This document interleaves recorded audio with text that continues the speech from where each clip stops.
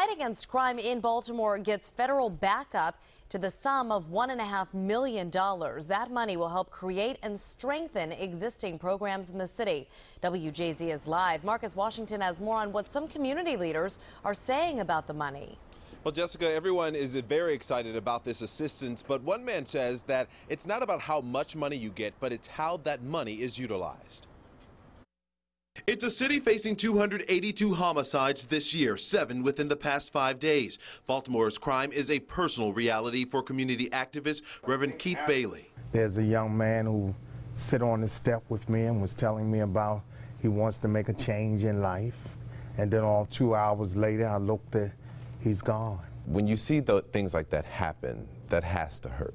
It's a pain because, Marcus, I have seen these kids grow up in the neighborhood. They're not even old enough to see what the world is like, and they're gone. We will not arrest our way out of this. And my administration has consistently engaged an all-hands-on-deck approach to improving the lives of the citizens of Baltimore and reducing violence. Wednesday morning, City Mayor Stephanie Rollins Blake is joined by local and federal agencies with the announcement of $1.5 million to fight crime in the city. The Department of Justice is issuing nearly $1 million of that money, focusing on increasing engagement within the faith community by hiring an outreach coordinator with the Baltimore City Health Department, expanding work youth violence prevention, and establishing a new program that will help plug gaps in services for black male survivors of violence by helping them deal constructively with the effects of trauma and victimization. This is especially critical as young men are the group most likely to be victims of violence, but the least likely to receive appropriate services. And untreated trauma can leave long-lasting damage on a young person's development and future behavior.